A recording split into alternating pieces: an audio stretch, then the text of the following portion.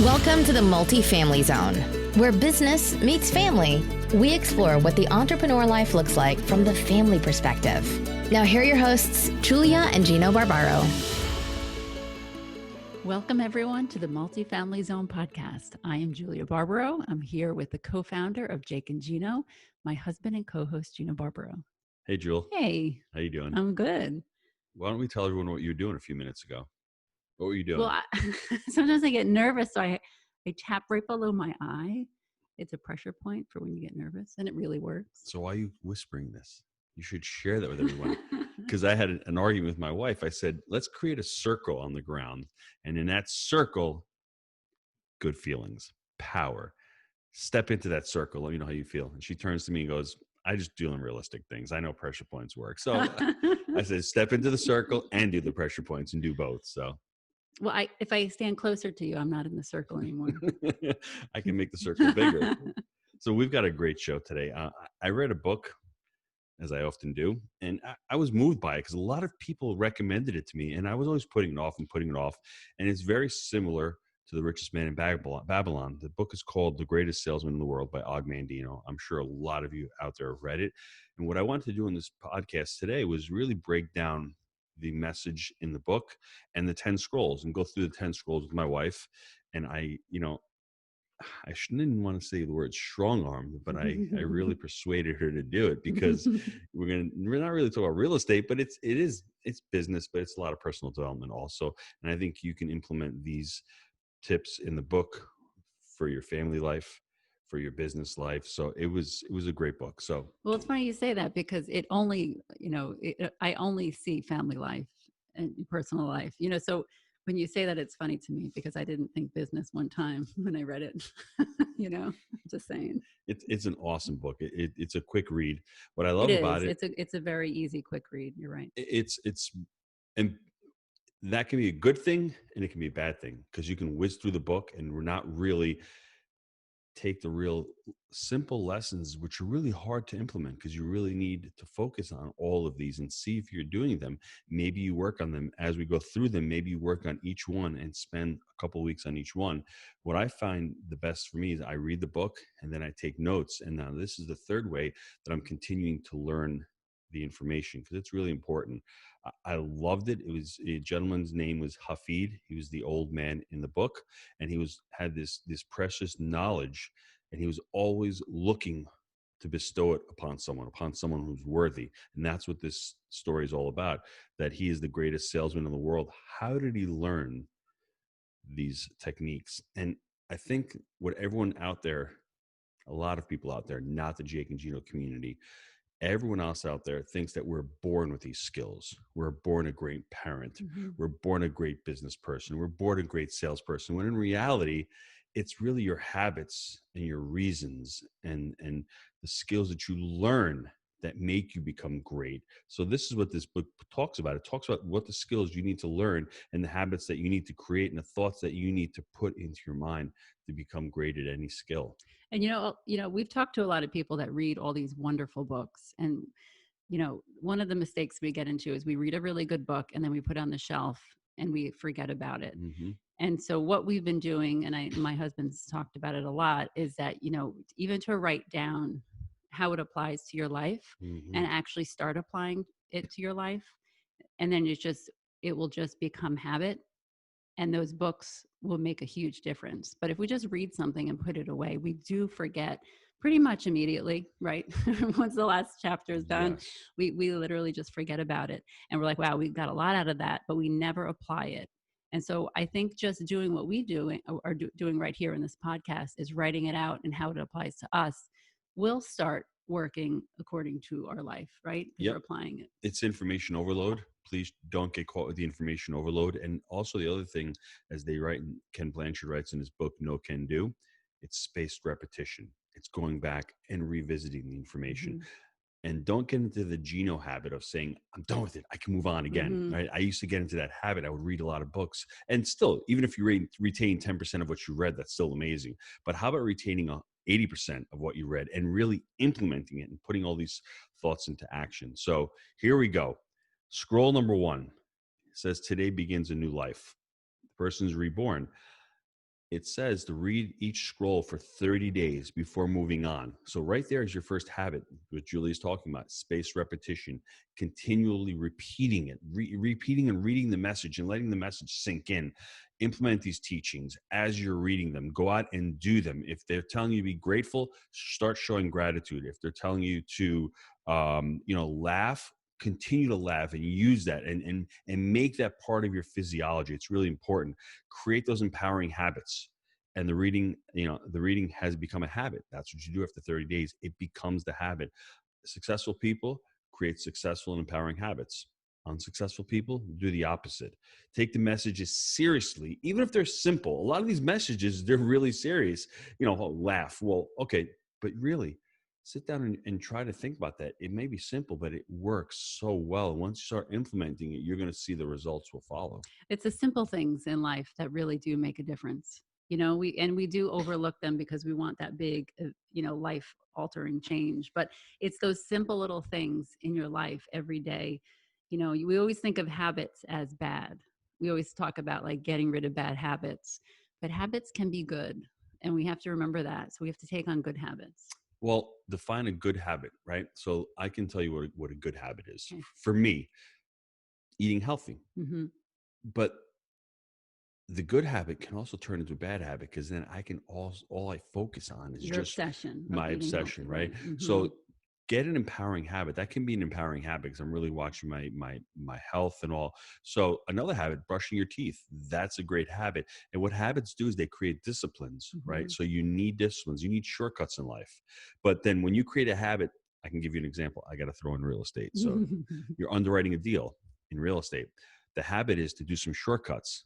That may be great, but sometimes when you're taking a shortcut in that habit, you may be missing the bigger picture and maybe missing a deal that way. So look at your habits and see if they're really good for you, they're working for you, or if they're not working for you. And a simple habit, that I actually maybe a few months ago started is I drink a full glass of water, like literally before I get out of bed. And I know that's something so small, but it's so big for me because what happens is you get up and you forget. And then the day goes on. You're like, oh my gosh, I didn't drink water. Water is so unbelievable for our bodies, right? We all know that. But it's a little thing, but for me, that's huge. That's one more step. And by the way, Gino does bring it up every night. I have to give him credit. I was just going to say that. That's my habit. He's so good to me. Yeah. 10 o'clock at night, 10:30, 11 o'clock, whenever we're going to bed, I will fill the glass up. I'll put it right on the table. And right before we go upstairs, and that's a habit. I don't have to think about it. It's there. Julie wakes up in the morning. She drinks the glass in the morning. She's done. Yeah. And that is a habit that. And it's little, but there's two things that happen. I'm nourishing myself and I'm thinking of my husband. Mm-hmm. I think that's two great things, and another habit that I have, and again, this is tiny for people, but it makes a difference in my life. I actually prepare the coffee the night before, and in the morning, guess what my husband does? He pushes the button. I push, and I look at her and I go, can I push the button when she's sleeping? And she's like, yes. And that feels like a great accomplishment. It's like but a those big little win things, for me in the morning. I can't even explain it, how awesome it is. But it's just those little things in life. Little things make a big difference. Mm-hmm. So I want everyone to write it down. Begin the new life. Number 1, start with empowering habits and implement those teachings. Mm-hmm. Scroll number 2, greet the day with love in your heart. Now, everyone out there is probably saying, I do this all the time. But when was the last time you actually sat there and said, this is beautiful out here? And I can give you an example for me. Picture this. I'm on my bike with Cecilia a few days ago, and it is 95 degrees outside at 5 p.m. I just get out of work, and Cecilia goes, can we ride our bikes to Kookaburra, which is the coffee shop down the street? So we jump on our bikes, we ride down the beach boulevard, and it is so hot. And on the way back, Cece goes, Dad, it's so hot. And me 5 years ago, it would have been Mr. Grumpy going, oh, it's so hot. But I actually looked up at the sky and I was like, look at the clouds, Cece. They are unbelievable. Look at the sun. Look at the sky, how beautiful it is. And then we pass by a dead armadillo. We call him Army, the skeleton. There's beauty in that. I mean, if you really look at beauty, the way you interpret things, anything can be beautiful. Mm-hmm. So for me, just looking up, I'm looking outside right now. The sky is wonderful. I mean, even the breeze, they heed. I love it all. So just greet the day with love in your heart. Be grateful for everything out there. It's one of those moments where we actually have to decide to notice the little things. We have to decide to pay attention. We are so fortunate right now in our lives that we could walk to the beach every morning, every afternoon, however often we want. And that's one thing that I have to say, for 3 years we've lived here so far, and I do not take that for granted. And I look at the beach and I'm in awe, like, of just the beauty of it, and it's so beautiful. And I never want that to leave. And I have to decide to make sure that never leaves. And that's one of the things I'm talking about, is that there's so many beautiful things right in front of us that we overlook them because we're looking for that big, amazing, thing, or that life event, that life change. And it's just, they're all right in front of us. We've talked about that plenty of times before, like even in the kids, just notice their giggle. You know what I mean? The littlest of things can bring us such happiness. And we don't even realize. Bad breath and those little right. things, or their messed up That's hair right. to wake up in the morning. There was a snake outside the other morning. And normally I would have just run inside, but I'm like, let me notice it. Let me pay attention to it. It was a black racer, so it wasn't going to attack me, but still there's beauty in things that we have to pay attention to. And I think that's really important. And we actually have to decide to notice it. Og Mandino in his book says, laud your enemies and encourage your friends. Another thing in this second scroll that really stood out to me is your state affects the person's state. So if you're a salesperson and you come in and you have love in your heart and you're happy and you're pumped up, you're excited, your level of energy, or your stage of your energy is going to resonate with them. So it's going to really just flow over to them, and it's going to be addicting to them. And they're going to be like, wow, this person's really happy. Let me join it. Because you want to do business with people you know, like, and trust. If you like this person and they're really happy, it's going to really resonate with you. So I think it's important. The third one is persist until I succeed. Number 3, I want you to write it down. Persist until I succeed. Patience, persistence, and willing to not walk away. This is one of the hardest ones for people. We're going to get constantly rejected. And, to everyone, I would say out there, people aren't saying no to you. They're saying no to the opportunity you're offering them. So don't take it personally. And that's a hard one to learn. As you get older, you just start to realize that they're not saying no to you. They're saying no to your opportunity. You need to continue to persist. Jake and I took 18 months to find our first deal. Last year, we underwrote 250 deals, and it took forever to find deals. Just be persistent. Have enough reasons reap rewards, and be persistent. Yeah. When we're in that moment of, it's just not working, just keep going. Just, you're going to fail. Just get up, change something that's not working, and keep going. Just plow through those obstacles. I every time I hear that word obstacle, I think of, like you're running on the track and you have to jump over those little horse things. And I just want to run through them, get a plow and run through them, because I just don't like running or jumping. You know what I mean? Or any physical exercise? Yeah, I like walking on the beach, strolling. But plow through those obstacles. Like, picture yourself doing that, because we can get through stuff if we just get up and do it and try it again. We all get discouraged when something doesn't go our way or it doesn't go perfectly. Just try it again. If something, reevaluate what you're trying to do, what you're trying to accomplish. Maybe there's something not right. Maybe there's some person in your life that is keeping you from something. Maybe there's something not right. Just figure out what that is, change it, and try it again. I want everyone out there to picture yourself holding an axe. And Og Mandino makes this in the story. He puts this metaphor in the story. You have this big axe and you're hitting it against a mighty oak tree. The first couple blows may not be doing anything, but I want you to persist. Make that picture in your mind. You're persisting. You're continuing to hit that oak tree. And sooner or later, with that persistence, you're going to get through that tree. And that's the metaphor that I want you to think of when you're up against it. Picture yourself holding an axe and continue to cut through that mighty oak, and you will get through it. Can I cut through that obstacle thing where you have to jump over with the axe? You can do that okay? also. Okay. I don't know. Well, you're strolling. Strolling. Number 4. I am nature's greatest miracle. This is awesome because we are all unique, right? They say in the book, no one else is like me or has my gifts. I was brought forth with a purpose.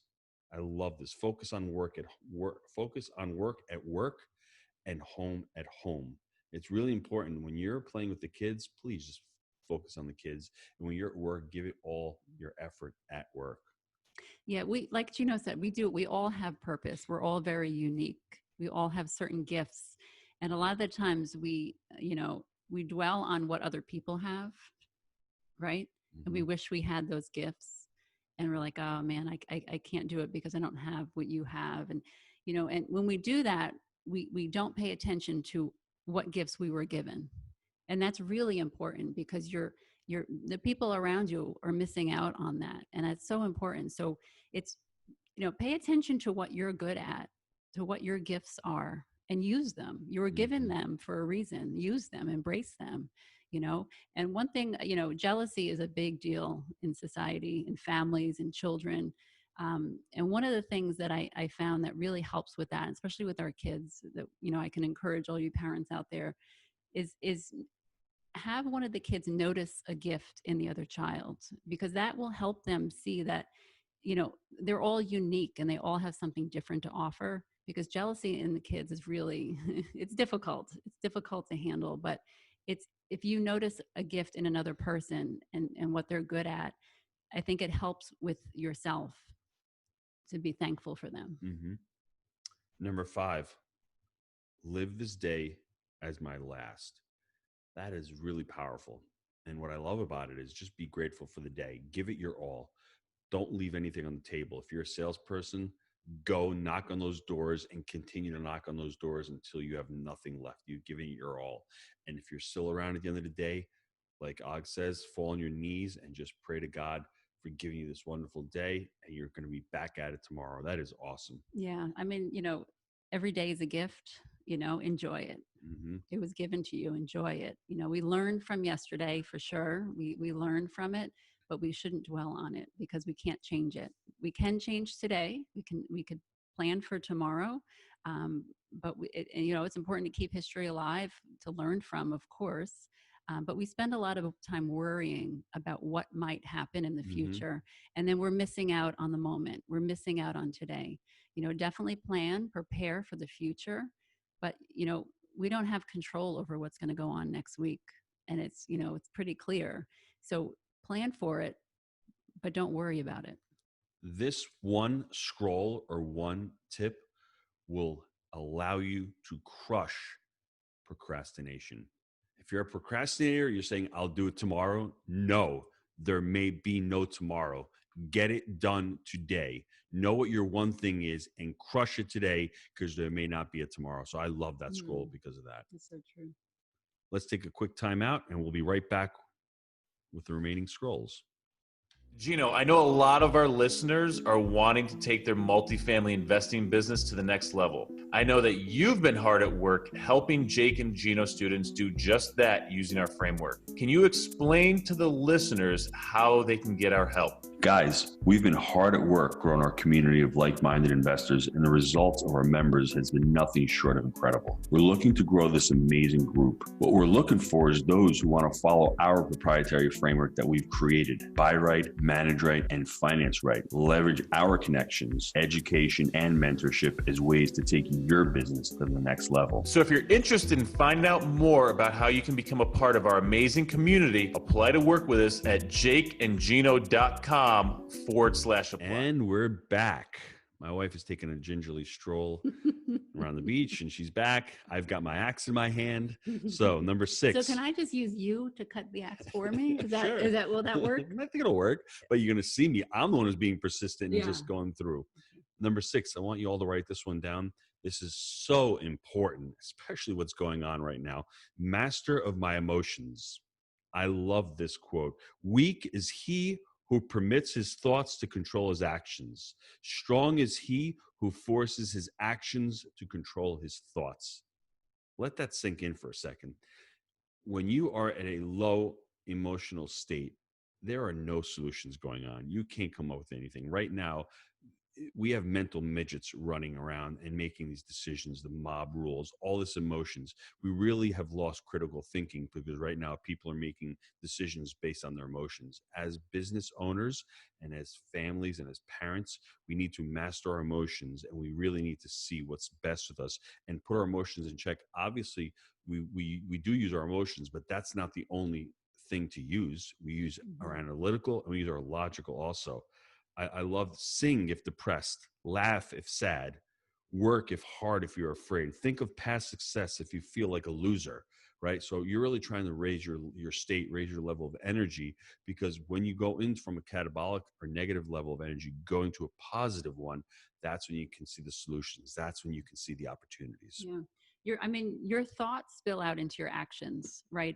So if you're negative, everything's going bad, things aren't going to go your way, probably, so it's really important. And again, we've said this before, we're not trying to pretend that everything's okay. Mm-hmm. We have to decide that everything's okay. It's okay to, happiness is a choice that we have.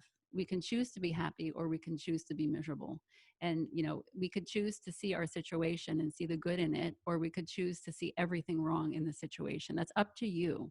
And I actually love that because it gives us the responsibility, right? So everyone around us sees our negative thoughts or our positive thoughts because it's how we hold ourselves. It's our mannerisms, it's our facial expressions. It's, it's in the eyes. You could see that person is in a good state or in a bad by just looking at them, how they hold themselves. And so that's your decision. You can walk into a room and bring everyone else up, or you can do the very opposite. You can do that with your family. You can do that with your kids. You could start breakfast or dinner or whatever, and the meal will be awesome by just the way you hold yourself. There's the R word again, the responsibility word. It's really important. You're responsible for your actions and you're responsible for your emotions. If you can control your emotions, it'll serve you so well. Number 7, I will laugh at the world. Laughter puts everything into perspective. Don't take yourself too seriously. Only with laughter and happiness can you become a success. What does laughter do? It changes your physiology. I want you all to stop for a second and just crack a smile and see what happens. As Tony Robbins says, you aren't depressed. You do depressed by what you do with your body, with your physiology. You slouch your shoulders. You don't breathe. You're not smiling. I want everyone just to stop for a second. Stand up, shoulders back, deep breath in, breath out. And my wife is smiling and she's laughing. Sorry. How do you feel? Do you see what I'm saying? Like, you can already feel better right now by doing that. You can control your emotions and you can control your state just by doing that. And we don't do that enough because we don't think we have control, because we're not taught that we can control our minds, but we can. Is this an end all be all? No, but it's on the path. If you continue to do that and continue to raise your level of energy and your state, you will be able to make that sales call. You'll get on the phone and call the broker in real estate and put those deals in and put in those offers and get that rejection. Just continue to laugh and continue to raise that level of energy. Yeah, laughter is for sure one thing that I would say is in every successful marriage. You have to be able to make fun of each other. Oh, and I laugh at Julia every day. Every day. Every day. And there's a lot to laugh at, right, baby? And we're together pretty much all day, every day. No, I seriously, I know so, because, when you're in a relationship or even a business relationship and family life, siblings, all of that, without laughter, everything is so serious and so tense. And I do, it's so important just to lighten up a little bit. You know what? You said something that made fun of me before. So what? Maybe it's a little bit true. I don't know. I don't really care. But, it's so good to be able to laugh at one another and to, crack jokes throughout the day. I love it. And I would never in my life change it for anything. And I do. Don't worry, I'm not going to change it either. Okay? I do, know that is one of the reasons why, one of the many reasons why that our marriage is super successful. I like that. Number 8, today I will multiply my value 100-fold. Now, this is awesome because you're going to start setting goals for your life. You plan, focus on yourself and not others. And the important thing is, don't compare your results that you're having with others. Just because someone's making more money than you, is more popular than you can only work on yourself. Never compare yourself to others. That's really important. You're competing with yourself. Be humble, continue to grow, continue to learn, be the go-giver, and continue to add value to others and continue to learn your skill. This is why people become successful. The greatest salesman didn't become the greatest salesman because he didn't learn how to do sales. He didn't learn those skills. Mm-hmm. He invested in himself. He invested in his education, and he continued to take himself and his work seriously, not himself. Yeah. Just love life, and I know that sounds so simple, but it's true. Love life. You were given this life for a reason. You were put in this exact spot that you were in.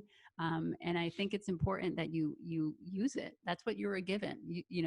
It's thanks. It's really important that we just use the life that was given to us. See, he looked at me funny, and now I lost my thought. You see that? That's see how what it happens? goes. It's always my fault, which is great. That's why we make fun of each other all the time. And it's awesome. And that's the way it should be, because we can't take each other too seriously. Well, this honestly. is a perfect moment, because in my old self, I would yell at my husband, and then I would tell Gabriella to cut that part out. But I want to make a mistake, to tell you all out there, make a mistake. Just don't make too many, Julia. Okay. So All right. just joking. Yeah, I know. Number 9, this is paramount, because we have so many people out there who are brilliant, who are analytical, who are ready to go. Number 9 just says, take action. I want you to write that down. Take action.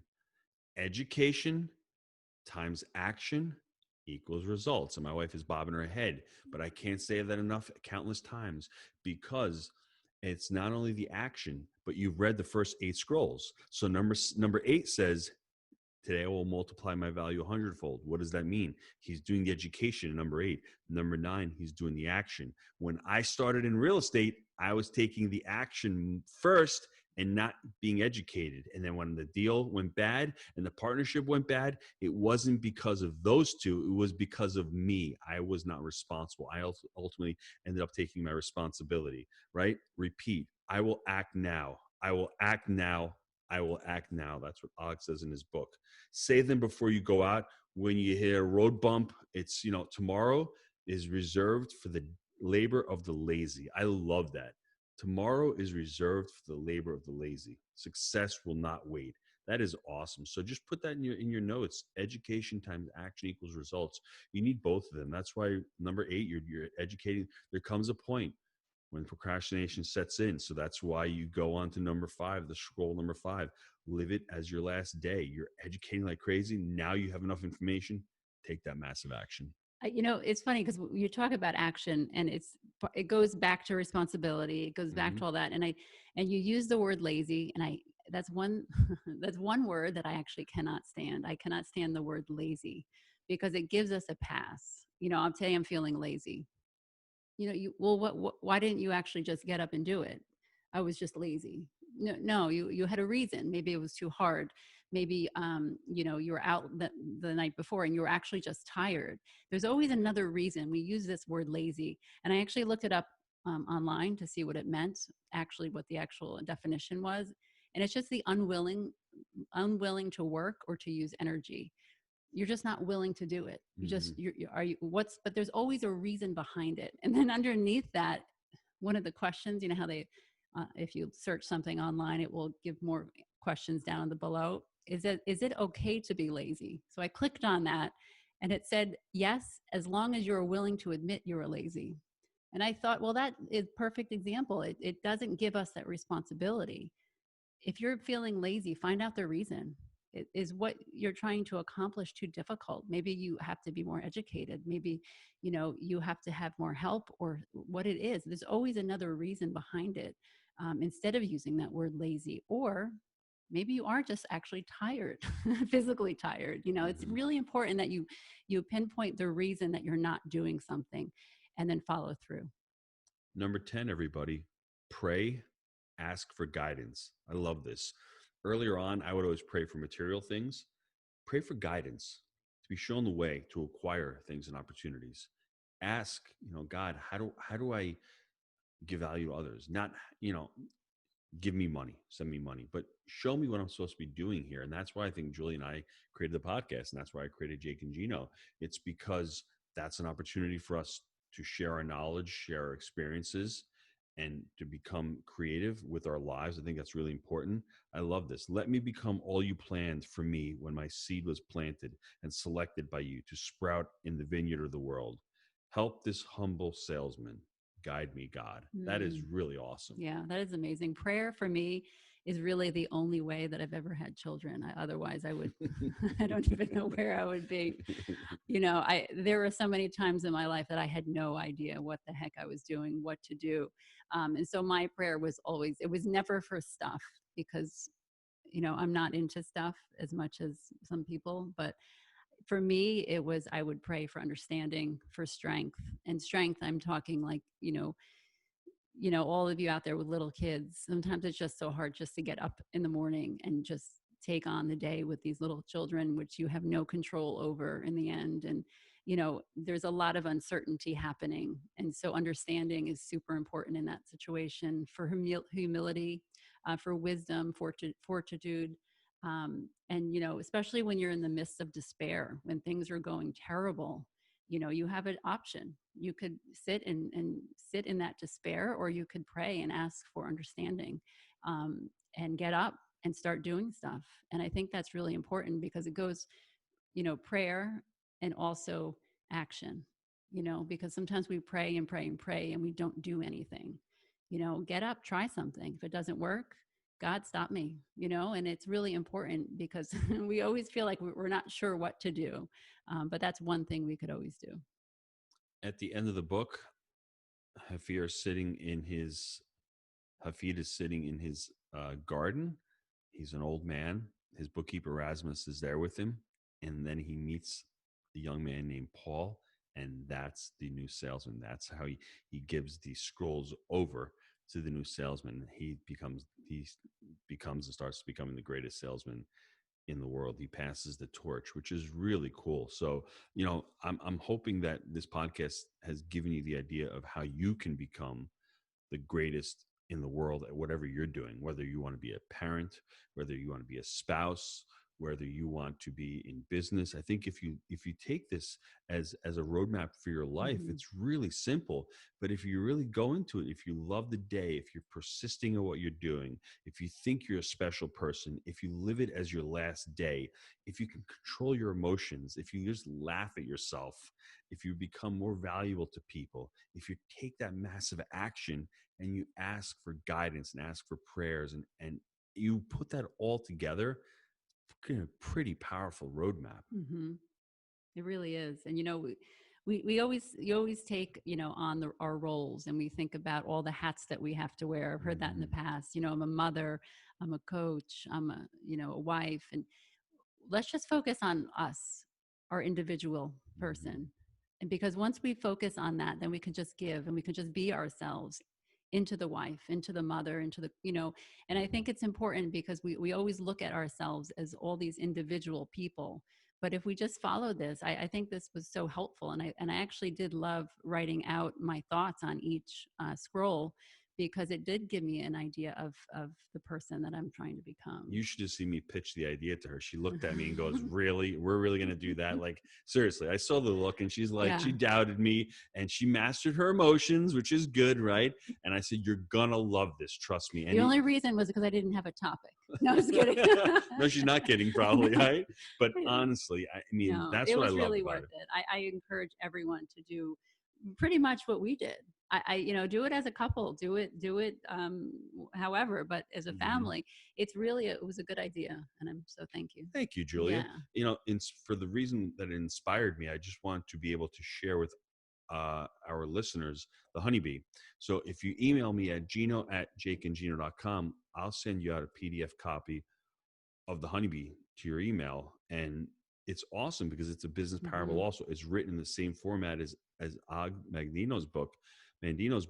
It's just really an easy read, and there's just so many life lessons in there. And that's why I picked up The Greatest Salesman in the World, because after writing The Honeybee, I'm like, I love these parables, and this is a book that I'm going to share with my children. This is definitely a book you can share with your children. Yeah, this book, I really do. Everyone out there, email Gino, get the copy, because it's really helpful, and it's even good to read as a family. The little guys did understand it and they liked it. So I encourage everyone to email Gino and get that copy. And if you want a Kindle copy, go on Kindle, because they're on sale right now for 99 cents. Buy the Kindle copy, 99 cents, and then email me. If you leave a review, send me a screen grab of the review, and I will send you a hard copy in the mail for free. So do that. I just want to add a tremendous amount of value, because like I said, being inspired by Og's book and then saying we had just written The Honeybee, they're just great There's parallels. nothing like a hard copy book for me, to be honest. But yes. Yeah. So we just want to thank you for being part of the Jake and Gino family and spending a little time with us. And if you have any questions for my wife, or if you have any topics in the future that you'd like to hear from us, just email us at Julia Barbaro at gmail.com. Definitely email me. Even if you want to just email me to say hello, tell me who you are. I want to hear about you. I want to know, I want to know you. I do want to know our listeners a little bit more. So send me something about yourself. And if you happen to have something that you want to hear, put that in there too. Thanks, everybody. Have a great day.